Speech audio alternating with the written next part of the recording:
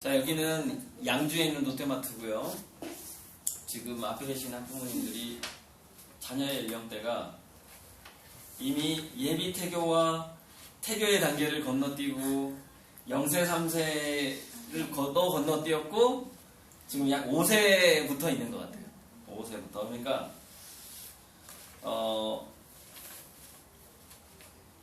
이 앞에 5세 이전에 뭐 태교에 있어서의 후속 유전학적인 영향이라든가 이런 것들을 간단하게 설명을 했고요. 촬영하기 전에. 자, 5세부터 갈게요. 5세부터 7세까지, 8세까지라고 봐도 돼요. 8세까지의 이 상태 아이들의 기본적인 속성은 뭐냐면은 주변 사람들의 행동뿐만이 아니라 행동, 정서, 사고방식, 적극성 모든 것을 복사하듯이 입력하는 나이다라는 것만 참고하시면 돼요. 이게 굉장히 중요합니다. 복사한다. 그래서 이 나이대 애들은 그 복사를 하는데 그 바라보는 시선 자체가 굉장히 깊어요. 무슨 얘기냐면은 부모의 속마음까지 복사를 한다. 또 이거를 까먹어요. 엄마 아빠들이. 내가 연기하면 되는 줄 아는 거예요. 근데 연기가 안 됩니다. 이 나이 때 애들은. 부모의 기본적인 심리까지 복사를 해버리기 때문에. 그래서 사실 예비 태교 단계에서부터 엄마라면 아빠는 돈 버느라고 바쁠 수 있겠지만 엄마라면은 자기 자신이 그 임신을 할 무렵부터 나는 정말 교양인이 돼야 되겠다라고 아주 정서가 안정된 교양인. 내가 뭐 사회 남들은 나를 알아주지 않지만 나는 성인군자와 같은 그런 사람이 돼야 되겠다라는 마음을 먹어야 되고, 그 다음에 또 인문학이나 교양 강좌에서 대화법 같은 거는 어느 정도 배워야 돼요. 그러니까 감정 코칭, 하부르타, 그 다음에 진로 독성에 관련돼서 특히 뭐예요? 이 아이들하고 대화를 하려면 미래학이 굉장히 중요합니다. 미래학. 미래의 사회가 어떻게 될 것인가에 대해서 엄마가 좀 10년간 그 아이가 태어나고 나서 10년간 그거를 좀 공부를 해주시면 좋죠. 왜냐면은 아이들이 11살이 되기 시작하면은 평균적으로 질문의 수준이 확 올라가 버립니다. 그래서 10.5세의 아이들은 논리력이 생기거든요. 그러니까 4학년 1학기가 딱 지나가면은 애가 말하는 게 달라져요. 이거 평균. 더 빠른 애도 있겠지만. 그래서 확실하게 5학년이 딱 되면 아이들은 질문의 수준이 올라가서 엄마가 도저히 감당할 수 없는 질문들이 나오기 시작합니다.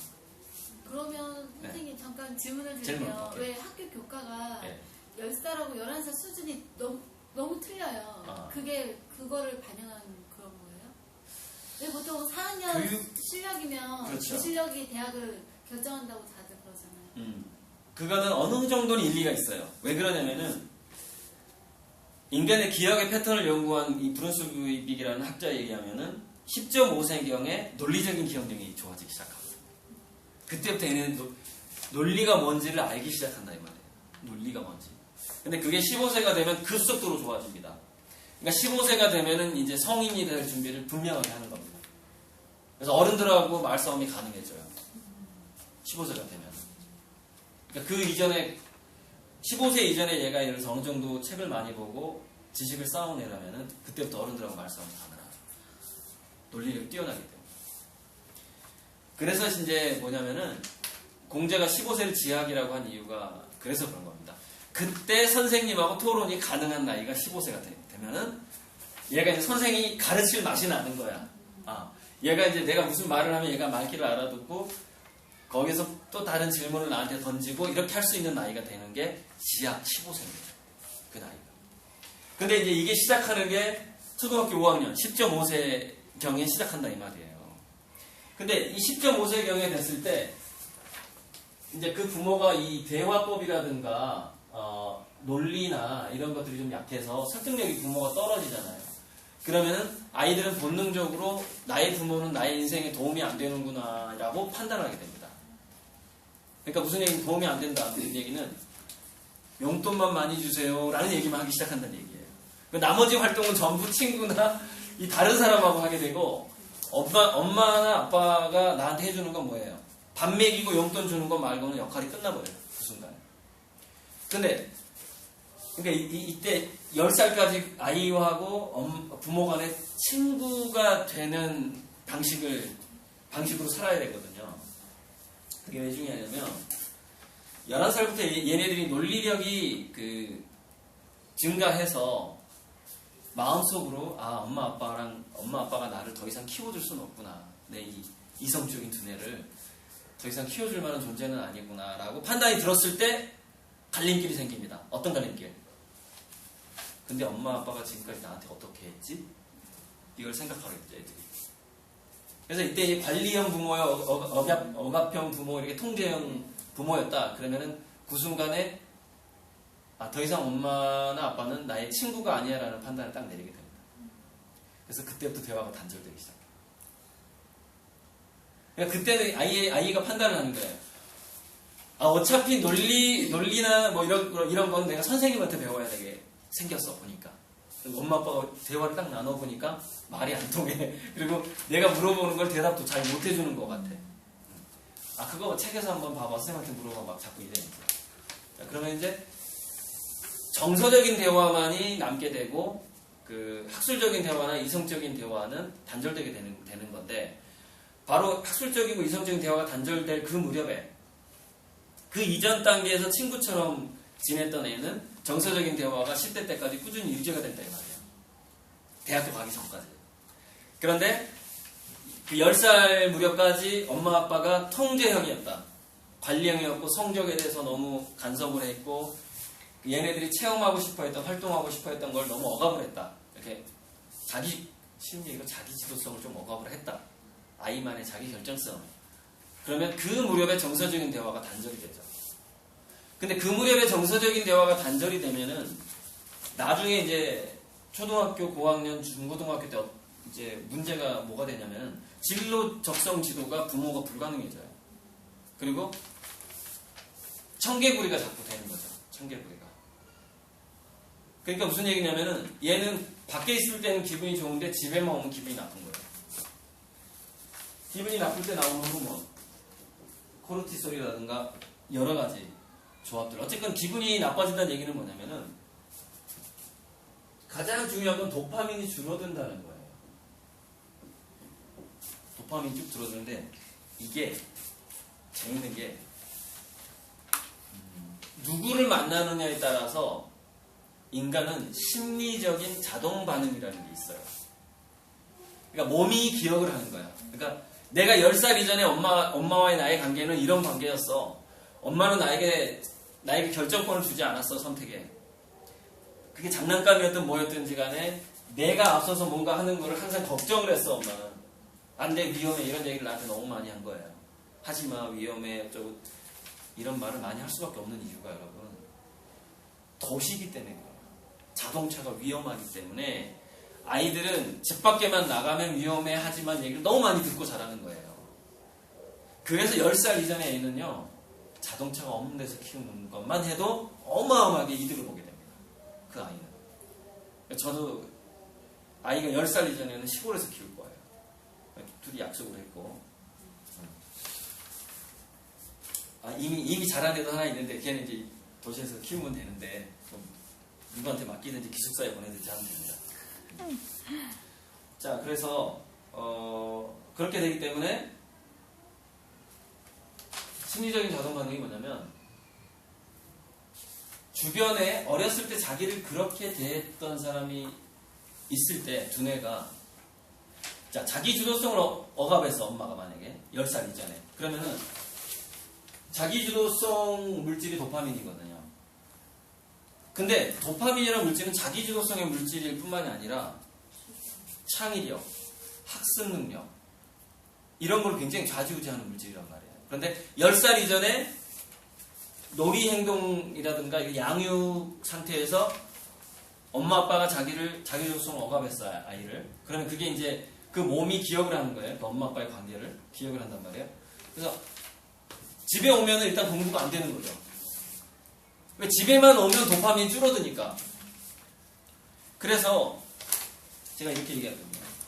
10살 이전에 관계가 안 좋았던 그 억압 관계가 있었다, 부모 자녀 간에. 그러면은 사실 이게 우리나라 학제가 좀 바뀌어야 되는데, 그래서 그런 얘기가 많이 있거든요. 초등학교를 5학년까지만 해야 된다는 얘기가 있어요. 사실 두뇌로 봤을 때 그게 맞습니다. 초등학교를 5학년을 졸업반으로 하고 6학년부터 중학생으로 분류를 해야 돼요. 두뇌로 봤을 때는. 왜냐면 그때 두뇌가 그 가지치기가 본격적으로 들어가기 때문에 그때 이 아이들은 진로 적성을 찾기 시작한단 말이에요. 5학년 때부터. 그러니까 5학년 때부터 애들은 성인이 된 준비를 한단 말이에요. 그러니까 끊는다면 사실 4학년 때 끊어야 돼요. 5학년 때부터 약간 중학교 학제로 넘어가는 게 좋습니다. 그 중간 단계가 좀 필요해요. 중간 단계가. 그 학년제로 봤을 때는. 근데 어쨌건 이때, 어쨌건 초등학교 때 어떻게 할 수는 없으니까 중1 때라도 만약에 자기가 아이를 억압적으로 키웠다. 그럼 차라리 기숙사 보내는 게 훨씬 나아요. 왜냐면은 심리적인 자동 반응 때문에 그 아이는 집에 와서 뭔가를 복습을 하려고 할 때 공부가 안 되기 시작합니다. 무슨 얘기냐? 안방에가 엄마가 있고 나는 공부방에가 있어. 하지만 무슨 얘기야? 그 엄마의 파장이 존재를 하잖아. 그 집안에. 자기를 억압했던 누군가의 파장이 존재를 하잖아. 그 냄새 여러 가지. 인간 그 동물적인 감각이 있단 말이에요. 아이들은 더 있어요. 공부의 호르몬이 잘 안 나옵니다. 10살 이전에 관계가 그걸 결정합니다. 그러니까 10살 이전에는 성적이 아니라니까요. 엄마와의 그 정서적인 친구 관계가 굉장히 중요하고 그 다음에 육체적인 체험이 중요해요. 이건 이제 뇌과학 얘기로 들어가야 되는 부분인데 육체적인 체험이 왜 중요해지냐면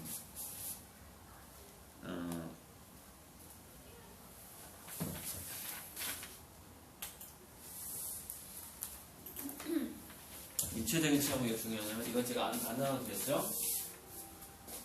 오감 체험이 단어의 의미를 형성하고 만들기하고 운동 체험이 두뇌 속에서 문장을 형성하는 거를 능력을 만들어내기 때문에 그래요. 그 다음에 주말 농장이라든가 뭔가 어떤 체험을 처음부터 끝까지 완결해 보는 경험.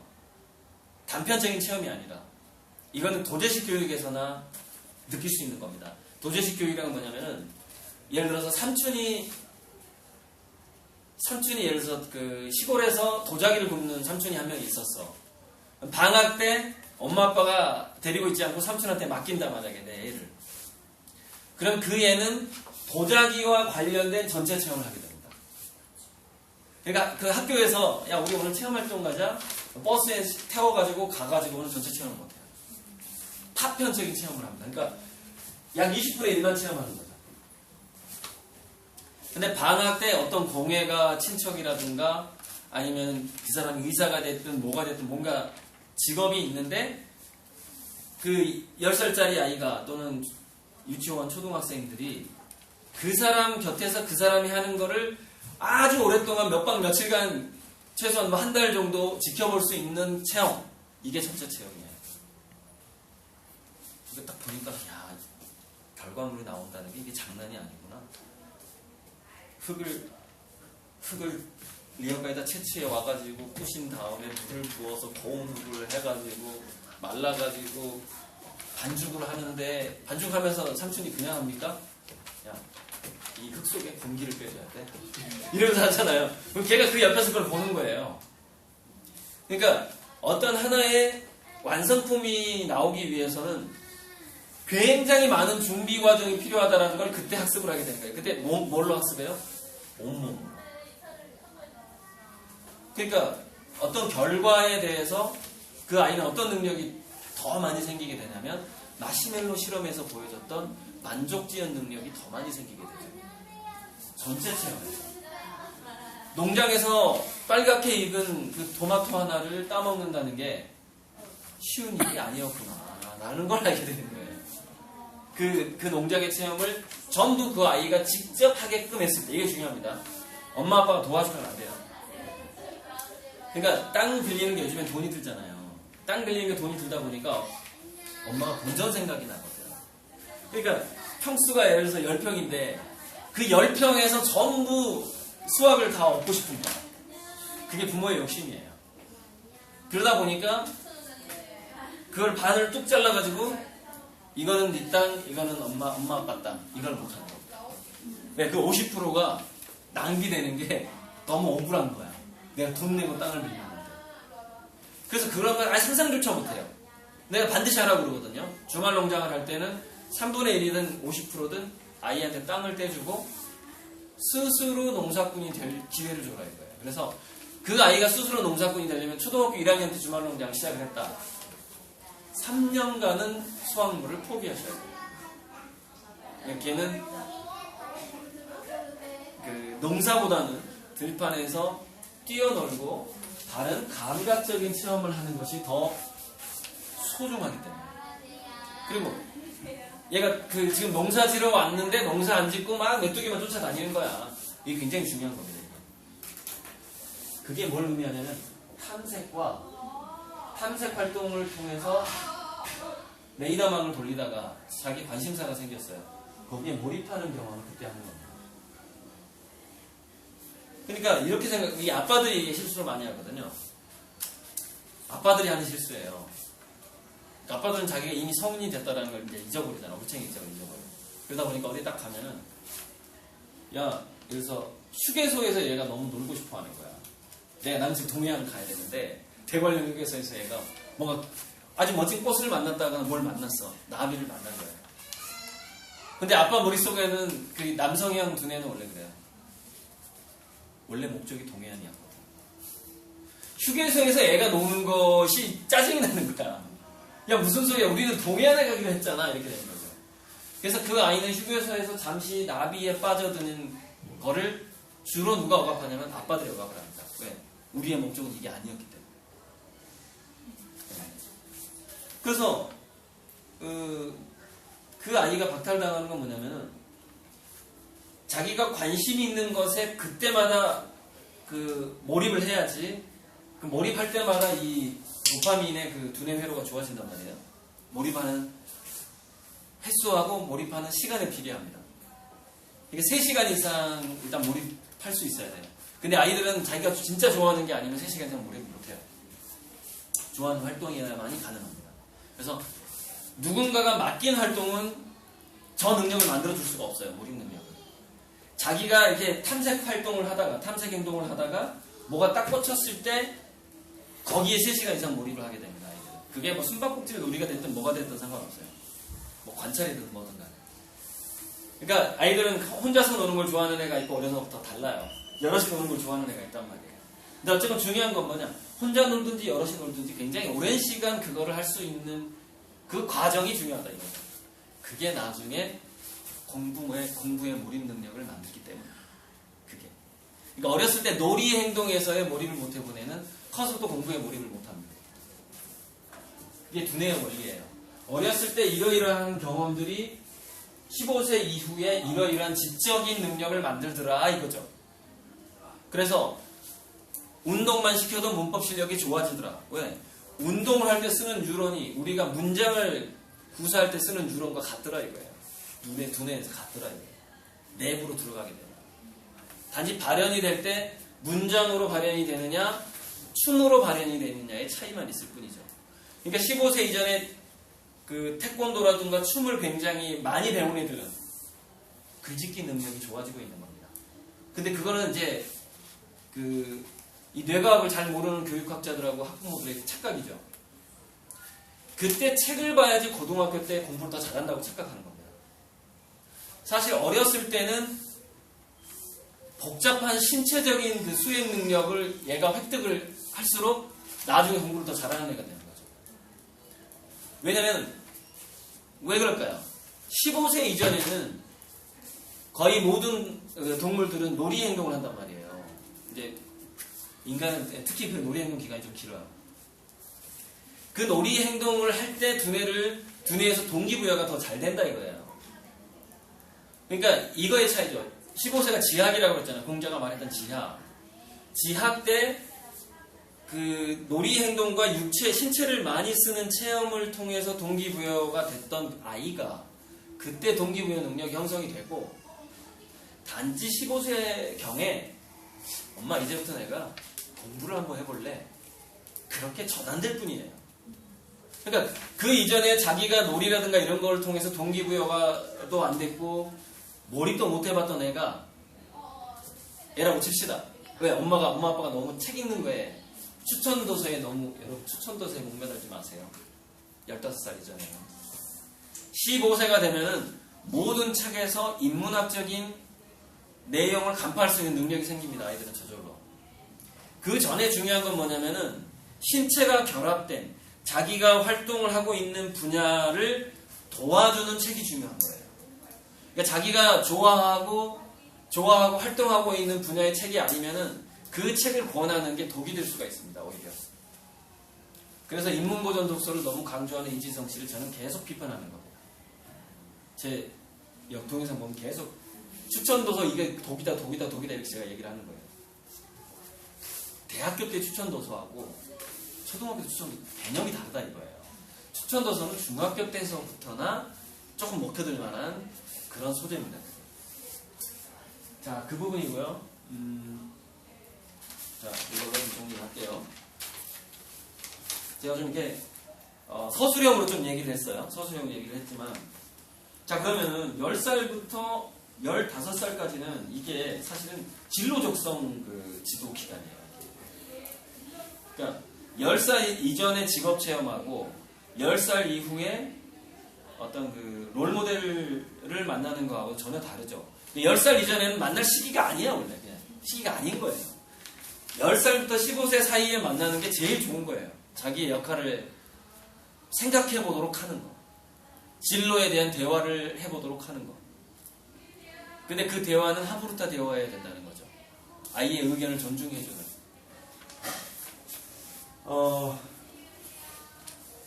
지금 우리의 자녀들, 초등학생들, 2000년 이후에 태어난 아이들이 맞이하게 될 운명이 있습니다. 그게 뭐냐면, 한 직장에서 오래 근무해봐야 평균 2년을 버티지 못한다라는 그런 미래가 다가오고 있다는 것이죠. 그래서 어떻게 보면은, 자, 10살부터 15세 사이가 진로 지도를 해야 될 시기이긴 한데, 진로 지도가 의미가 없을 수가 있어요. 그 아이가 이때 진로 지도 했던 거 똑같은 거를 할 확률이 거의 없거든요. 그러니까 제가 단적으로 예를 들어서 의사 실업을 얘기하거든요. 의사들이 대량 실업 시대가 온단 말이에요. 이제 10년 후부터 시작될 거예요. 의사 실업자들이 많이 생긴단 말이에요. 예방의학의 발달, 진단 컴퓨터 도입, 수술용 로봇 도입, 인공지능이 의사 200명을 합친 것보다 더 영리하다. 이런 시대가 온다 이거예요. 그러니까 의사들은 잘리고 간호조무사는 안 잘리는 시대가 오죠. 간호조무사들이 할 일에까지 인공지능을 로봇을 투입하진 않아요. 로봇이 너무 비싸니까. 하지만 연봉이 높은 의사는 자르죠. 병원에서 손해보잖아요. 월급이 너무 많이 나가니까. 그래서 그게 공부 리스크라는 거예요. 미래에는 공부를 많이 한 사람일수록 직장을 못 잡는 시대가 온다니까요. 완전히 역설적인 시대가 오는 겁니다. 이걸 지금 초등학교 학부모들이 모르고 있다는 거예요. 학력이 높을수록 직장을 못 잡는다 이거예요, 미래에는. 그가 이제 거기에 관련된 거는 제가 이제 피라미드로 항상 설명을 하는데, 중간 직업이 사라진 게 계속 사라지는 현상이 나타난다는 거예요. 그래서 고도의 창의성을 가지고 있는 아이들만 이걸 창조 집단이라고 해요. 그래서 창의성 하는 건데, 창조 집단만이 직장을 갖게 되고 창의성이 조금이라도 없는 거는 그냥 다 실업자의 세계가 되는 거고, 맨 밑에 실업자가 안 되는 사람들이 누구냐면은 최저임금을 받는 일용직 근로자 내지는 청소부 내지는 이렇게 그 노동의 가치가 아주 적은 것만 할 수 있는 인간들만 남게 된다니까. 그래서 월급이 조금이라도 많이 나가는 것들은 누가 그래요? 이 자본을 가진 그 사주들이, 아니 인간보다 요리를 더 잘하는 로봇가 나왔는데 왜 내가 저 호텔에서 근무하던 그 5성급 호텔에서 근무하던 주방장을 내가 왜 스카웃을 해야 되냐고요. 걔보다 지금 얘가 요리를 잘하는데 지금. 근데 이제 미래학자들은 요리만큼은 그래도 로봇이 손맛이라는 게 있는데 요리만큼은 좀 오래가지 않겠느냐라고 얘기를 합니다. 근데 그걸 위협하는 컨셉이 하나 있어요. 요리사들 로봇이 요리 못할 거다라고 얘기해요. 맞아요. 맞는 얘기예요. 근데 그게 뭐가 위협하는 줄 알아요? 3D 프린터가 위협을 합니다. 그러니까 미래에는 분말 상태의 분자를 가지고서 우리 그 식당에 가면은 그 사진에 보면은 뭐 피자가 있고 피자 위에 이렇게 뭐 뿌려져 있고 이런 거 있잖아요. 그거를 프린트가 가능하다는 거예요. 분말 상태 잉크처럼 분말 상태 영양분을 가지고 있어요. 물론 자연물에서 가져왔겠죠. 그게 아주 건조된 상태로 있는 겁니다. 영양소를 보존한 상태로. 근데 거기에 물하고 이런 것들을 영양제를 첨가해가지고 프린트를 해버려요. 음식을. 그러니까 요리사가 하는 것보다 훨씬 영양가 있는 데다가 또 뭐가 문제인 줄 알아요? 미래에는 그러니까 요리사도 위험하다는 겁니다. 미래에는 음식에 약품이 들어가게 돼요. 플러스 그 보조용 약품이 들어가요.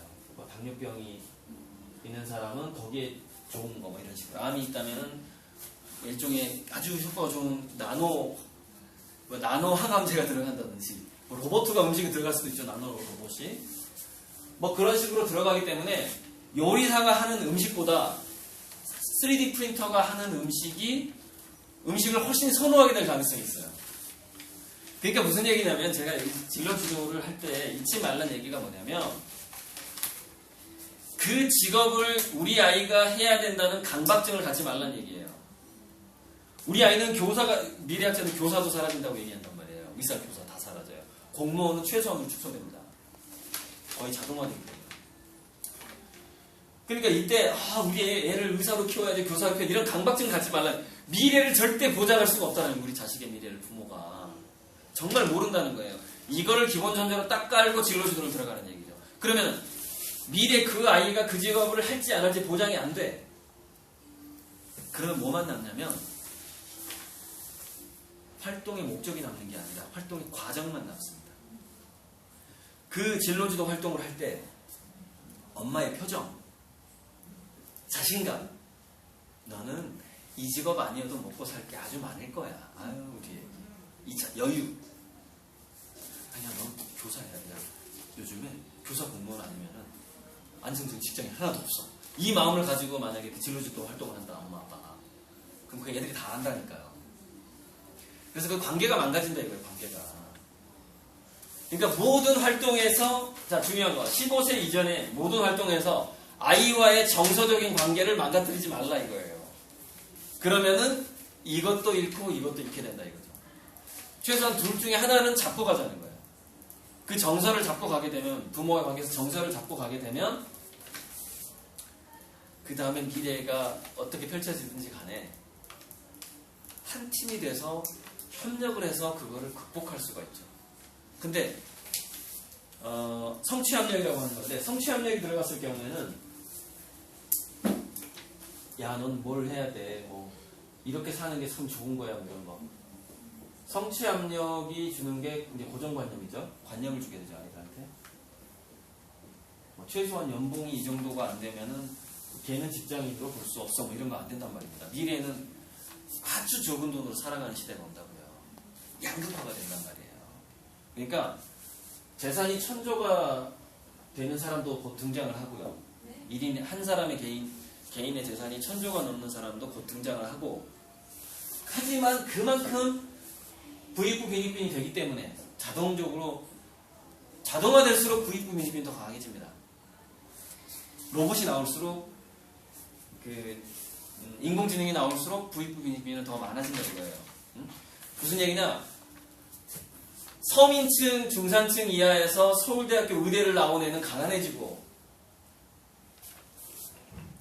원래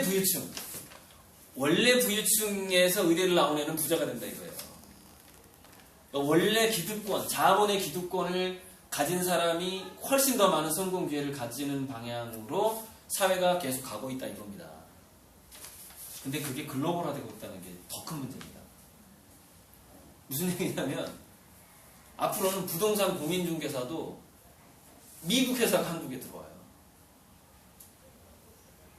그래서 이렇게 얘기합니다. 우리는 뭐 과학적으로 어쩌고저쩌고 그 한국말을 잘하는 애를 한 명 데리고 오겠죠. 대규모 부동산 회사가 들어오겠죠. 그게 글로벌화 돼버려요. 또. 그러니까 이미 좋은 시스템을 가지고 있고 좋은 시스템 어디서 나와요? 자본에 투자해서 나온단 말이에요. 이 롯데마트가 왜 이렇게 환경이 좋습니까? 돈을 투자했잖아요. 그러니까는 이 지역에서 여기 와서 문화활동하는 거 아니에요. 그런 식으로 병원이 문화센터가 돼버린다 이 말입니다.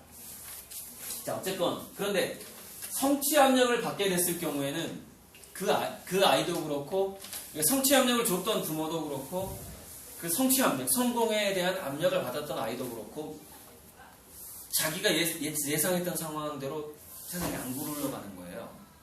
그럼 어떻게 되냐면은 심한 열등감에 사로잡히게 돼요. 근데 그 열등감에 사로잡혔을 때 그 다음 희망을 품지를 못하게 됩니다.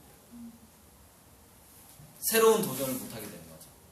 근데 지금 우리 아이들은 뭐라고요? 어쩌면 매년마다 또는 2년마다 한 번씩 새로운 도전을 해야 되는 시대를 맞이하고 있다 이겁니다. 그래서 모든 관계에서 정서적인 관계를 조심해라. 엄마와 아이는 한 팀이다 이거예요. 한 팀이고 아이를 굉장히 존중해야 되는 거예요. 아이를 존중하지 않으면 아이의 선택권을 존중하지 않으면 하부르타 대화가 되지 않아요. 그래서 관계는 망가지게 돼 있습니다. 자, 이 얘기하고 잠깐 쉬어야 되겠네. 쉬었다가 질의응답 받아요. 그래서 친구가 스펠링 맞나 모르겠는데 아무튼 친구는 뒤에 있는 이게 중요한 게 아니에요. F로 시작한다는 게 중요합니다. 친구 사이의 필수는 프리예요. 프리. 여러분들 살면서 경험을 했을 거예요. 자꾸 뭔가 먹을 거를 좋은 거라 할지라도 자기가 좋다고 생각한 거라 할지라도 그걸 지나치게 강조하면 어떻게 돼요? 걔 왕따가 되는 겁니다. 친구가 될 수가 없어요. 근데 부모 자식 간에도 마찬가지란 말이에요. 부모가 지금 좋다고 생각하는 것이 10년 후, 20년 후에 좋다라는 보장이 없다라는 걸 먼저 명심하시고 강요하지 말라는 겁니다. 늘 대화를 통해서 다양한 선택권을 제공해주면서 나는 너를 존중하고 있고 너랑 나랑은 이 세상에 어떤 역경이 와도 우리가 한 팀이 돼서 우리 가족의 행복을 지켜야 될 그 팀원이다라는 사실을 기저귀 찼을 때부터 그 정신을 잊으시면 안 돼요. 임신했을 때부터 얘는 나하고 한 팀원이지 내 새끼가 아닌 겁니다.